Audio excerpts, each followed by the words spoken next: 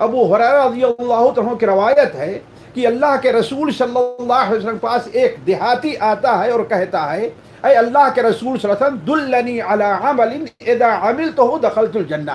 اے اللہ کے رسول صلی اللہ علیہ وسلم مجھے کوئی ایسا عمل بتلائیے کہ اگر میں وہ عمل کر لوں تو جنت میں داخل ہو جاؤں۔ آپ صلی اللہ علیہ وسلم نے بیان فرمایا تعبد اللہ ولا تشرک به شیئا، پہلی چیز یہ ہے کہ تو اللہ کی عبادت کرے، اس کے علاوہ کسی اور کو اس کی عبادت میں شریک نہ کرے۔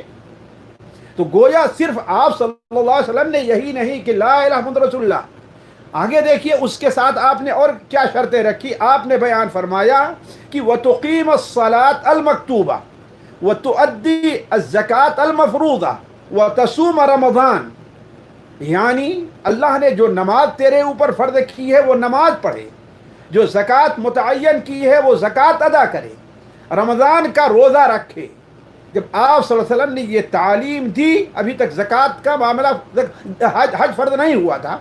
اس کے بعد آپ صلی اللہ علیہ وسلم جب اسے تعلیم سکھا چکے تو اس نے کیا کہا والذی نفسی بیدہ لا ازید علی ھذا، آپ اس شخص نے کہا کہ اس ذات کی قسم جس کے ہاتھ میں میری جان ہے میں اس پر کچھ بھی زیادہ نہیں کروں گا،